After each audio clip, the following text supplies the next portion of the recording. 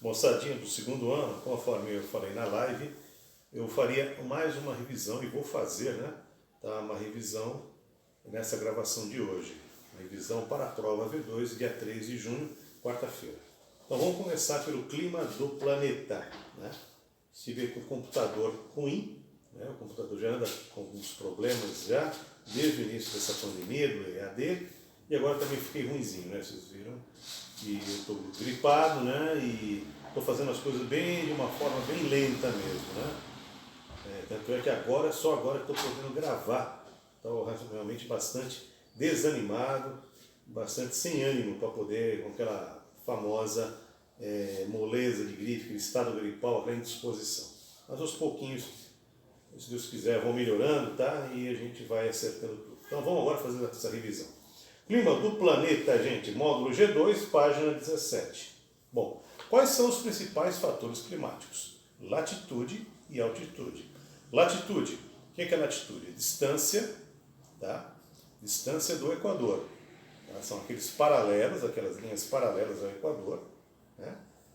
Tanto para o norte quanto para o sul. Então, Bertioga está a 23 graus e 40 minutos de latitude sul, abaixo do Equador. O nosso clima ele é tropical. Rigorosamente falando, não seria. Nós falamos isso na live, né? Porque o Trópico de Capricórnio, a linha do Trópico de Capricórnio, passa sobre 23 graus e 27 minutos de distância abaixo do Equador. Então, rigorosamente falando, Bertioga teria o clima subtropical. Mas existem outros fatores também que são poderosos para a determinação do clima, como, por exemplo, a altitude. Bertioga está a uma altitude de 3 a 4 metros acima do nível do mar. Portanto, quanto mais baixa a tendência do clima ser mais quente. E quanto mais alto, mais frio. Tá certo?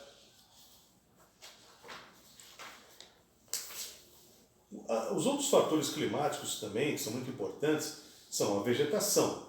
Então, em regiões que são densamente vegetadas, né? Por exemplo, a floresta amazônica, a Mata Atlântica, são locais que chove bastante. Então, é o caso mesmo. Bertioga e outras cidades do litoral paulista têm um índice pluviométrico muito grande, um índice anual, que supera até algumas regiões da Amazônia. Outro fator também que mexe muito com o clima são as atividades humanas, também chamadas atividades antrópicas. Então, as grandes cidades são um grande exemplo disso, né? São Paulo, né, tem tantas ilhas de calor que você tem no centro da cidade, num dia típico de verão, por exemplo, né, no bairro de Pirituba, Perus, Santana, Freguesia do Ó, você tem 35 graus. E no extremo sul, né, da cidade, onde já está na beira da Mata Atlântica, onde tem até uma reserva indígena, lá em Parelheiros, a temperatura às vezes não passa de 25 graus, uma diferença de 10 graus na mesma cidade. Né? Por quê? Porque o centro, né, foi realmente muito mais devastado pelo homem, muito asfalto, muito concreto, muitos prédios, muitos carros emitindo fumaça, muita aglomeração de gente. Isso faz com que se crie ilhas de calor, áreas da cidade que tem uma temperatura maior e também tem uma circulação de vento muito prejudicada, tá? Tem pouco vento. E também outra coisa que interfere no clima são as correntes marinhas. Por exemplo, as correntes quentes, né? Logicamente as correntes quentes marítimas, por serem mais quentes, elas evaporam mais a água, tá? Isso determina climas mais quentes. Vou pegar o exemplo do Golfo do México, né? Onde está o Caribe. É uma região de clima bastante quente por causa da Gulf Stream, chamada também corrente do Golfo, que é uma corrente de água quente. E é por conta dessa Gulf Stream, né, que faz a temperatura da água lá chegar a 28, 29 graus, quase o ano inteiro, e que permite a temporada de furacões. A temperatura da água do mar, ela é assim, o principal ingrediente para a formação de um furacão. Tá? E essa mesma corrente do Golfo não vai determinar, logicamente, um clima tropical na Inglaterra. Mas ela, ao chegar à Inglaterra, ela faz com que o inverno inglês, que deveria ser mais frio, seja um inverno não tão frio como deveria ser. Tá? E também temos as correntes frias marítimas, como a Humboldt, né, que ela atravessa toda a América do Sul, na costa oeste da América do Sul, não aqui no lado do Brasil, no lado do Peru, do Chile, né, do Equador, né, do lado do Oceano Pacífico. É uma corrente fria que, como a água é fria, tem pouca evaporação, que permitiu o estabelecimento do deserto mais seco do planeta, que é o deserto do Atacama. São os ventos alísios, tá certo? Olha, um dos principais elementos do ar são os ventos, né?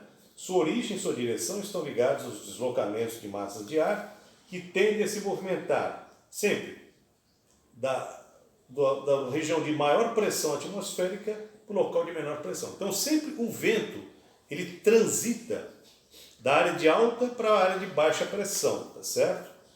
A pressão atmosférica é o resultado direto dos deslocamentos do ar sobre a superfície terrestre. As regiões tropicais são geralmente aquelas que têm as pressões mais altas e, portanto, são dispersoras de ventos. Esses ventos que se movimentam dos trópicos para o Equador são chamados de ventos alísios. Devido à rotação da Terra, o ar não se desloca diretamente para o Equador e sofre um ligeiro desvio para leste. Assim, os alísios de Nordeste têm origem no Trópico de Câncer e os alísios de Sudeste provêm do Trópico de Capricórnio. Outra coisa também que eu gostaria de salientar para vocês é como diferença entre massas de ar e frente fria. Frente fria é a área de contato, tá, entre duas massas de ar diferentes. Uma massa de ar fria e úmida, por exemplo, e uma massa de ar quente e seco. Tá? O contato faz com que haja trovoadas, tempestades, ventanias, né? Tá certo? E as massas de ar são, na verdade, áreas, tá, muito grandes e extensas áreas onde as características do ar são exatamente as mesmas em todos os pontos. Por exemplo, uma massa de ar quente e fria, uma massa de ar quente e fria, não, uma massa de ar quente e seca, tá? Ela é quente e seca em todos os seus pontos. Imagine que você tem uma massa de ar quente e seco sobre todo o estado de São Paulo. Então, do sul ao norte, o leste ao oeste de São Paulo, essa massa de ar vai ter as mesmas características, quente e seca. Lembrando que existem ciclones, né, que são áreas de baixa pressão. Nós temos 3 tipos de ciclone: ciclone extratropical, aquele ciclone formado em água fria, aquele nosso velho conhecido que determina as ressacas aqui no litoral paulista, no litoral fluminense. Temos os ciclones subtropicais, que já são formados em latitudes mais baixas, no caso do Espírito Santo, norte do Rio de Janeiro, que são formados em águas mais quentes. E os ciclones tropicais, que aqui no Brasil é extremamente raro, né? Só temos o histórico de um, que aconteceu em Santa Catarina em 2004, né? O ciclone tropical ou furacão Catarina. Os ciclones tropicais são os furacões que acontecem, nós falamos agora há pouco, no Golfo do México, ou então lá na região da Ásia, tá? Onde tem os tufões, né? Bom, falando um pouquinho dos grandes climas do planeta. O clima tropical, né? Lógico, próximo dos trópicos, de Capricórnio no sul e de Câncer no norte. O clima equatorial, né, que determinou a floresta amazônica, próximo da linha do Equador. O clima temperado, que acontece abaixo dos trópicos, a 40 graus de latitude sul ou norte, né, aquelas florestas temperadas, né, de coníferas. E o clima polar, que é do alto das montanhas, montanhas de 5.000 metros de altura, por exemplo, onde tem as neves eternas, ou próximo aos círculos polares, Ártico e Antártico. E finalmente, rapidamente, pessoal, vamos falar aqui do módulo G3, desculpa. São as paisagens climato-botânicas dos continentes, que em biologia eles gostam de chamar de bioma. Então nós temos o bioma. O que são as paisagens climato-botânicas ou biomas? É a associação do clima com a vegetação. Exemplo, vegetação densa, farta, clima chuvoso. Vegetação escassa, clima frio ou um clima que chove pouco. Então nós temos os grandes biomas, como por exemplo a tundra, né, que fica perto do Círculo Polar Ártico, na região do Alasca, da Finlândia, na Europa, que é uma vegetação extremamente rarefeita, uma vegetação bem pobre mesmo, devido ao clima muito frio e seco. A paisagem, temos também a paisagem do clima temperado, oceânico, e onde tem aqueles bosques, né, onde as folhas caem durante o outono, e ficam vermelhas, e também a paisagem do clima temperado continental, onde você tem as coníferas, os pinheiros. E as paisagens equatoriais, né? A africana, a floresta do Congo, e a floresta amazônica no Brasil. E a paisagem das savanas, né? Lá na África, e aqui o Cerrado brasileiro, clima tropical. E finalmente os desertos, né, pessoal? Que são locais ou muito quentes e secos, por causa do deserto do Saara, ou muito frios e secos, deserto de Gobi, na China. Pessoal, o tempo está se esgotando, espero que vocês tenham gostado. Estudem bastante, boa sorte na prova. Tchau!